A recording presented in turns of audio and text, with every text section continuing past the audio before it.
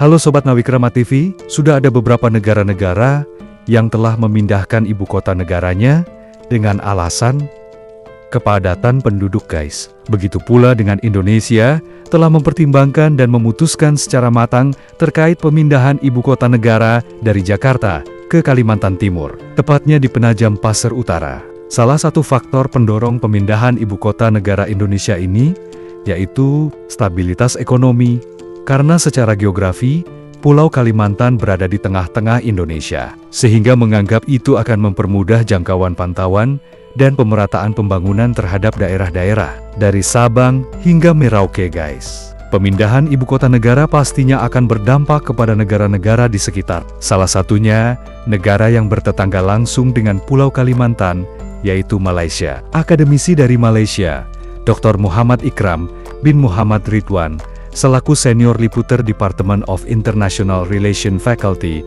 of Social and Humaniora, University, Malaysia Sabah, memandang pemindahan ibu kota negara dari ke Kalimantan akan membuka peluang ekonomi kepada Malaysia, termasuk negara-negara ASEAN lainnya. Pandangan Dr. Muhammad Ikram bin Muhammad Ridwan tersebut tentu ada benarnya, sebab Indonesia pada umumnya dan Kaltim khususnya adalah lumbung energi terbesar di Asia. Kalimantan Timur mempunyai cadangan minyak dan gas, juga ada energi primer lain seperti batu bara. Meski demikian, Dr. Muhammad Ikram bin Muhammad Ridwan mengkhawatirkan dengan pindahnya ibu kota negara Republik Indonesia ke Kalimantan Timur akan mengurangi minat pencari kerja di Indonesia untuk jadi buruh migran di Malaysia, khususnya di Malaysia Timur, Sabah, dan Sarawak. Tidak hanya itu, Dr. Muhammad Ikram bin Muhammad Ridwan mengkhawatirkan pekerja migran Indonesia yang sekarang bekerja di Malaysia Timur dan sebagian besar di sektor perkebunan kelapa sawit meninggalkan Malaysia dan mencari pekerjaan baru di Kalimantan Timur. Sebagai ibu kota negara Indonesia yang baru,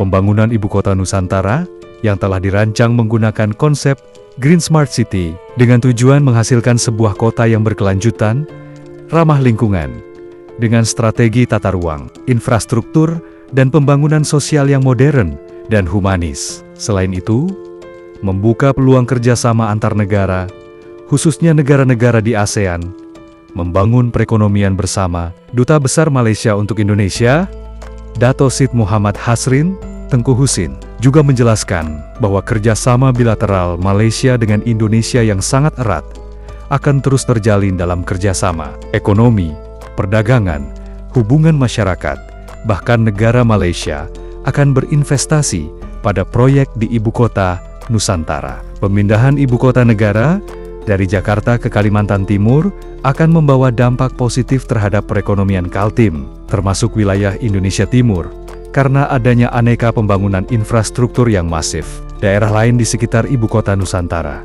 termasuk dalam hal ini di Sulawesi, juga akan berkembang karena adanya pembangunan IKN. Pemindahan ini juga dapat mengurangi ketimpangan pembangunan produktivitas antar daerah dan membuka peluang masuknya investasi baru, baik ke Kaltim, khususnya Kalimantan dan Sulawesi pada umumnya. Segala inovasi terbaru di pembangunan ibu kota Nusantara pasti ada dampak positif maupun negatifnya, termasuk pada tatanan sosial kemasyarakatan, terutama terhadap masyarakat di sekitar lokasi ibu kota Nusantara, karena akan berdampingan dengan kawasan pusat pemerintahan yang modern. Masyarakat di sekitar IKN bisa merasakan dampak dari pertumbuhan di sektor perdagangan, pariwisata, transportasi, dan lain sebagainya, serta hidup berdampingan dengan penduduk pendatang dalam jumlah cukup banyak.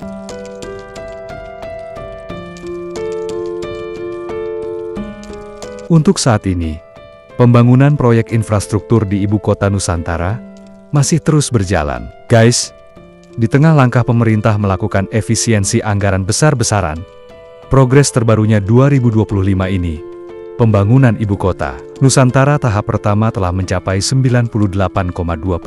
Deputi Bidang Sarana dan Prasarana Otoritas IKN Denis Hidayat Sumadilaga mengatakan, pembangunan IKN terbagi ke dalam 3 batch. Ketiga batch ini merupakan proyek dengan dukungan pendanaan dari Anggaran Pendapatan dan Belanja Negara (APBN) Kementerian Pekerjaan Umum dan Perumahan Rakyat, PU, progres per Februari lalu 2025.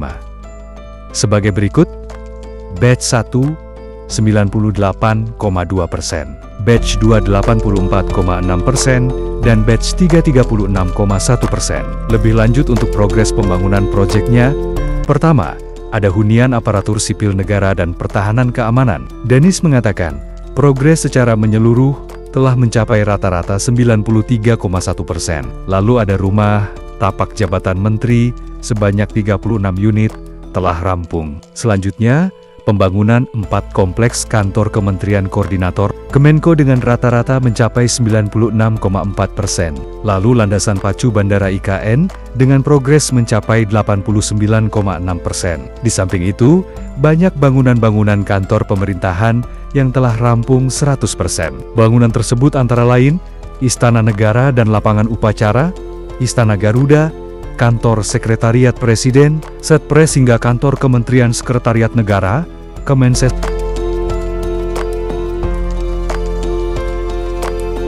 Sebagai informasi sebelumnya, Kepala Otoritas ECN Pak Basuki Hadi Mulyono melaporkan, saat ini total sudah ada 27 tower hunian ASN Hankam yang rampung. Ditargetkan pada bulan Maret ini, bisa rampung sepenuhnya 47 tower. Sedangkan untuk rumah tapak jabatan menteri, Pak Basuki mengatakan saat ini jumlahnya ada 36 unit. Mengingat jumlah menteri bertambah menjadi 48 menteri di Kabinet Merah Putih ini, pihaknya sedang mempertimbangkan untuk penambahan. Di samping itu, saat ini juga tengah dalam proses pembangunan untuk sarana ibadah dalam komplek peribadatan, mulai dari masjid, gereja, pura hingga vihara. Untuk masjid sendiri, Basuki mengatakan saat ini progresnya mencapai 50%. Lalu infrastruktur lembaga eksekutif lainnya, mulai dari istana dan kantor presiden hingga istana negara sudah rampung. Sedangkan istana wakil presiden saat ini baru berprogres 40%. Di samping itu, Pak Basuki menilai proyek Ibu Kota Nusantara masuk ke dalam salah satu proyek prioritas. Dengan demikian, meski dilakukan efisiensi anggaran, proyek tersebut masih akan tetap berjalan. Presiden Prabowo Subianto juga telah merestui pemberian anggaran sebesar 48,8 triliun untuk pembangunan IKN 2025 hingga 2028. Hal ini berdasarkan pada hasil rapat terbatas teratas tanggal 21 Januari 2025 dan 3 Februari 2025. Kita berharap semoga dengan adanya pembangunan IKN ini, cita-cita bangsa Indonesia Emas 2045 terwujud. Tak lupa juga kita doakan, semoga para pekerja yang terlibat dalam proses pembangunan ICINE diberi kesehatan, keselamatan dalam bekerja, sampai proyek ini rampung. Salam pembangunan, salam Indonesia maju.